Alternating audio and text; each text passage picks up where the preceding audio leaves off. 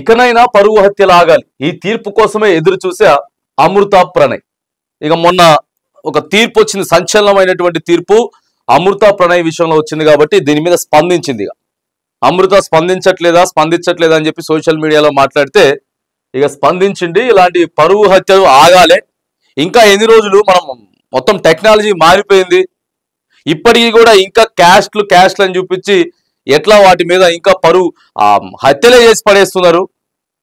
జర అర్థం చేసుకోవాలని చెప్పి మరి నిన్న అమృత మాట్లాడింది. ఏం మాట్లాడింది? నల్గొండ జిల్లా మిర్యాలగూడలో జరిగిన పరువు హత్య కేసు తెలుగు రాష్ట్రాల్లో సంచలనం సృష్టించిన సంగతి తెలిసింది.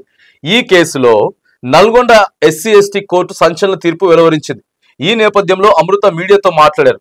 ప్రణయ్ రూపంలో తన కుమారుడు హ్యాపీగా పెరుగుతున్నాడని చెప్పి పేర్కొన్నది. బిడ్డ భవిష్యత్తును, తన హెల్త్ ని దృష్టిలో ఉంచుకొని మీడియా ముందుకు రాలేకపోతున్నానని చెప్పి తెలిపింది.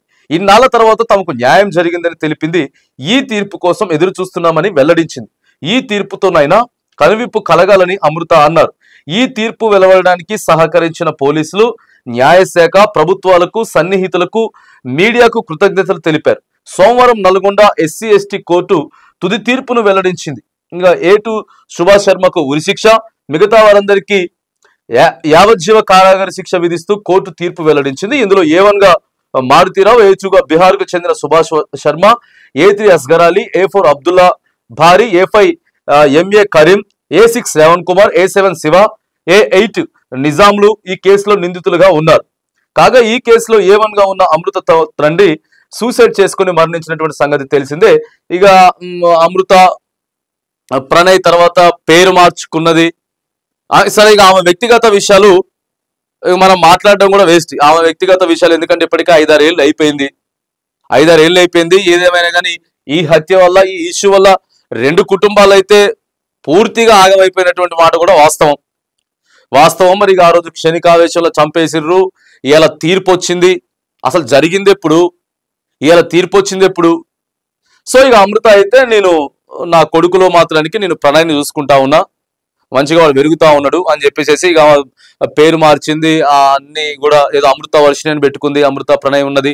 సో అవన్నీ ఇక వ్యక్తిగత విషయాలు. ఎందుకంటే ట్రోల్ చేస్తూనే ఉంటారు. ఎందుకంటే ఇక జీవితం అయిపోయింది కాబట్టి నిర్ణయాలు తీసుకుంటారు. ఇక ఎవరు సంబంధించినటువంటి వ్యక్తిగత నిర్ణయాలు వాళ్ళు తీసుకోవచ్చు కాబట్టి ఇక ఆమె గురించి మనం మాట్లాడడం. కానీ కాకపోతే ఇక ఈ కేసు గురించి మాత్రానికి న్యాయం అయితే జరిగింది.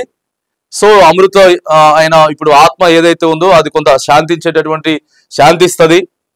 తర్వాత ఇక దాని గురించి మాట్లాడుకుంటూ పోయింది. ఈ తీర్పు కోసమే నేను ఎదురు చూసిన. ప్రధానంగా న్యాయస్థానాలు పర్ఫెక్ట్ గా పనిచేసినాయి.